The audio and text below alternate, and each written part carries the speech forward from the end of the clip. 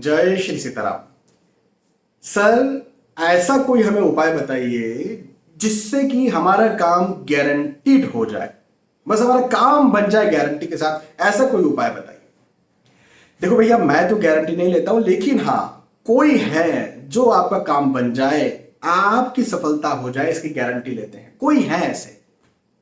आप अच्छे अंक लाना चाहते हैं, अच्छा रिजल्ट लाना चाहते हैं, आप शादी करना चाहते हैं, संतान की आपके मन में कामना है, गवर्नमेंट जॉब, नौकरी, व्यवसाय की, स्वास्थ्य ठीक हो जाए, इसकी आपके मन में कामना है, तो कोई है जो गारंटी लेते हैं कि भाई ऐसा ऐसा करो, मैं गारंटी लेता हूं आपकी कामना, आपकी इच्छा पूरी हो जाएगी, आपको सफलता मिल जाएगी।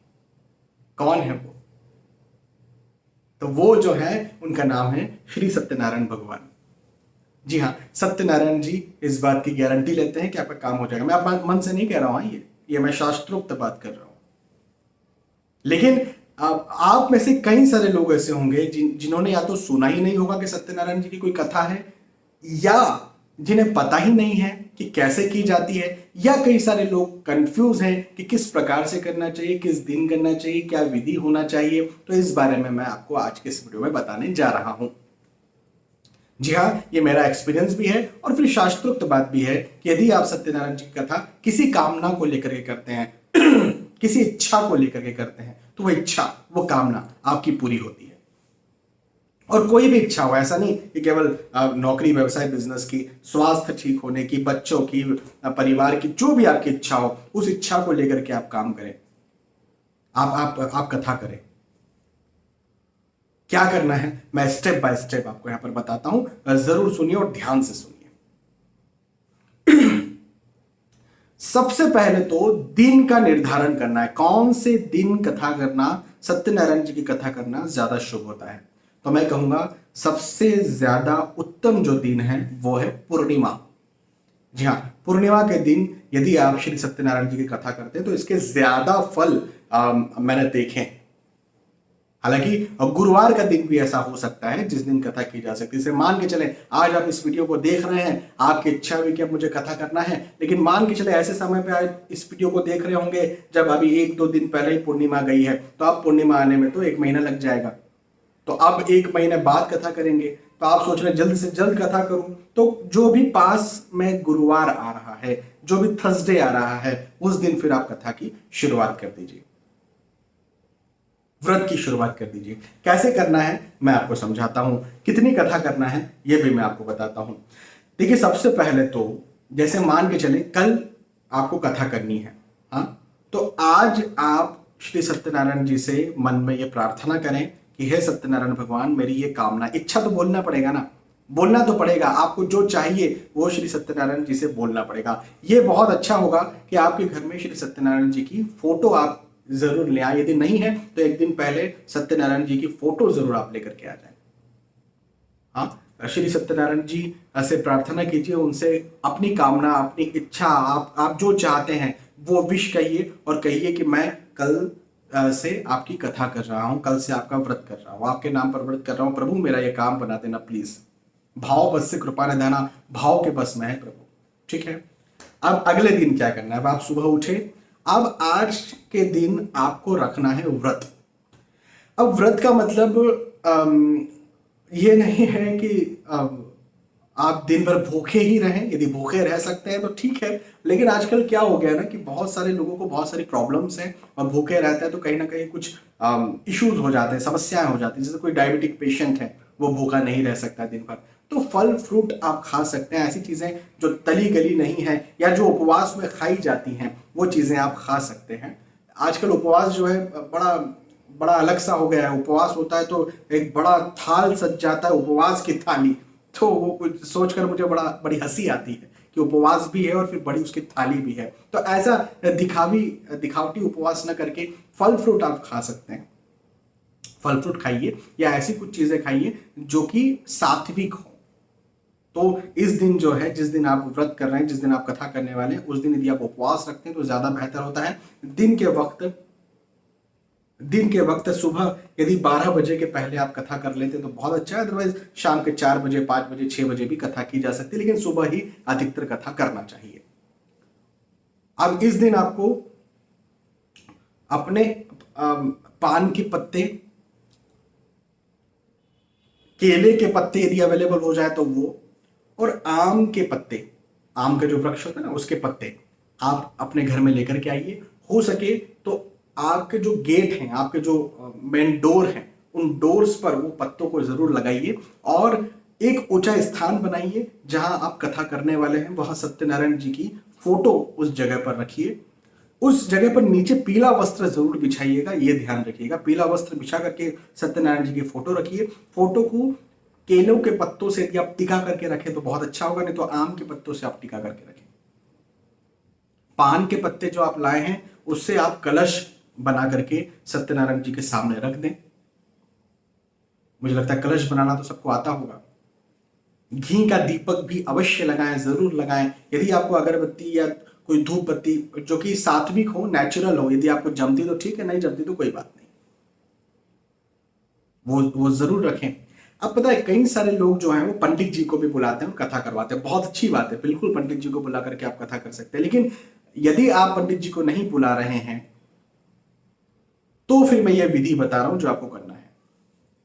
अच्छा, कई लोगों के मन में ये सवाल होता है कि फिर बहुत सारा प्रसाद बनाना पड़ेगा, बहुत सारे लोगों को बुलाना पड़ेगा, उन बहुत सारे लोगों में बहुत सारा प्रसाद आपको बांटना पड़ेगा। तो ऐसा बहुत जरूरी नहीं है कि बहुत सारे लोगों को ही बुलाया जाए। हाँ, ये बात जरूर है कि अधिक से अधिक में प्रसाद बांटा जा सकता है, लेकिन प्रसाद भी ऐसा कुछ नहीं कि भर भर के पेट भर भर के आपको खिलाना है। मैं आपको बताता हूँ क्या करना है। तो आपने सत्यनारायण जी को एक अच्छी जगह पर आसन दे दिया, बैठा दिया। अब आपको क्या करना है, हो सके जितने लोगों को आप बुला सकते हैं आपकी क्षमता के अनुसार बुला लीजिए। नहीं बुला सकते तो आपके घर परिवार के जो लोग हैं उन्हें ही आप बुला लीजिए।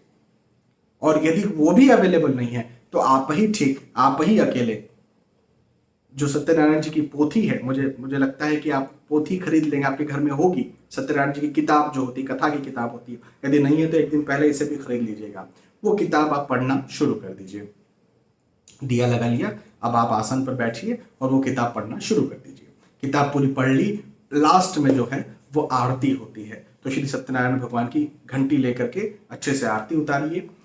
एक चीज मैंने नहीं बताई, भोग लगाना, सत्यनारायण जी को भोग लगाना, प्रसाद लगाना बहुत जरूरी है। तो प्रसाद किस चीज का लगाए, आपकी जो इच्छा उस चीज का प्रसाद लगाया जा सकता है सत्यनारायण जी के सामने, लेकिन मीठा प्रसाद और घर में बना हुआ प्रसाद हो, इस बात का ध्यान रखें, घर में बना हुआ प्रसाद हो। हलवे का भोग ज्यादा उत्तम माना जाता है, जो आटे का हलवा बनता है, हाँ, गेहूं के आटे का हलवा बनता है, वो सब सर्वोत्तम माना जाता है। लेकिन उसके अलावा आपको कुछ लगाना हो, घर का मीठा प्रसाद जरूर आप रखें, मीठा प्रसाद और घर का बना हुआ। फल फ्रूट आपको रखना आप रखिए, लेकिन मीठा प्रसाद भी आप जरूर रखिए।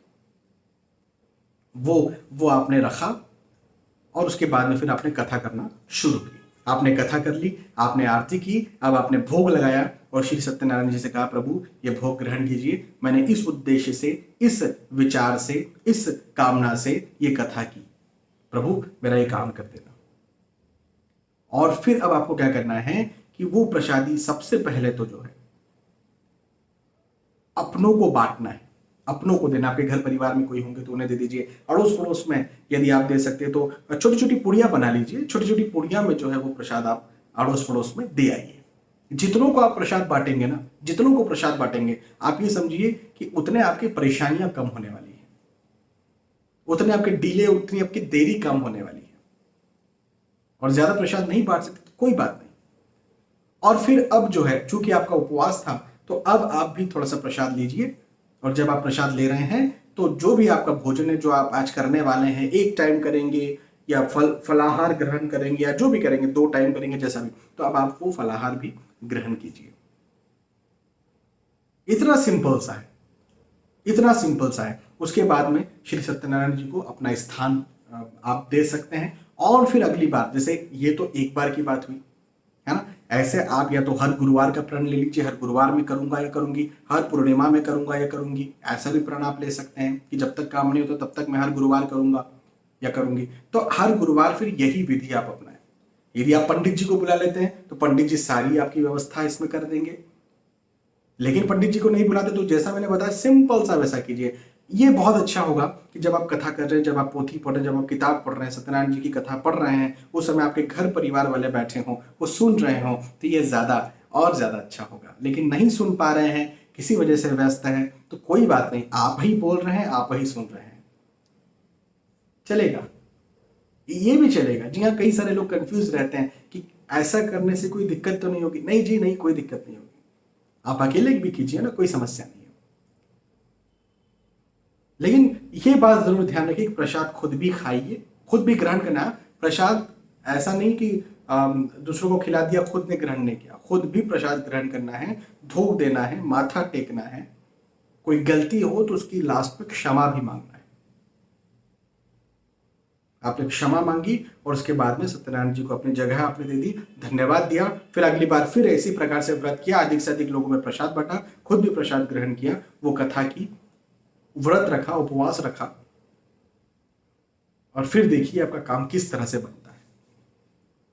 तो सत्यनारायण जी, और सर्वश्रेष्ठ ये होगा यदि आप पहली बार कर रहे हैं तो किसी पंडित जी को आप बुला लीजिए अपने घर में, पहली बार आपको सब पता चल जाएगा कैसे किया जाता है, और फिर दूसरी बार से आप करना शुरू कर दीजिएगा। और चूंकि आप पंडित जी को यदि नहीं बुलाना चाहते हैं तो मैंने आपको सिंपल सी विधि बता दी है। इसमें अब आप इसको और बढ़ाना चाहते हैं तो देखो, कथा तो वही है, लेकिन आप प्रसादी की संख्या लोगों की संख्या बढ़ा सकते हैं, लोगों को इनवाइट ज्यादा लोगों को कर सकते हैं, लोगों को प्रसादी भरपेट खिला सकते हैं, भोजन करवा सकते हैं, उस दिन आप ब्राह्मण भोज करवा सकते हैं, ये फिर और आप एक्स्ट्रा में कर सकते हैं। लेकिन इतना यदि आप नहीं कर पाते हैं तो आप अकेले भी कर सकते हैं। सत्यनारायण जी की कथा का एक सबसे बड़ा जो एडवांटेज है वो ये है कि गरीब से गरीब इंसान, गरीब से गरीब व्यक्ति भी सत्यनारायण जी की कथा कर सकता है। तो बिल्कुल आप कीजिए, मैं आप सभी को प्रोत्साहित करूंगा श्री सत्यनारायण जी की कथा करने की। विधियां तो और भी बहुत सारी हो सकती है, मैंने आपको बहुत आसान सी विधि बताई है, ये आसान सी विधि आप फॉलो कीजिए। और मैं प्रभु श्री सत्यनारायण जी से प्रार्थना करता हूं कि आप जिस उद्देश्य से इस कथा को कर रहे हो वो सारे उद्देश्य आपके पूरे हों। बहुत बहुत धन्यवाद, फिर मिलते हैं आने वाले वीडियोज एपिसोड्स में, तब तक के लिए आज के इस वीडियो आपसे विदा चाहता हूं। जय श्री सीताराम।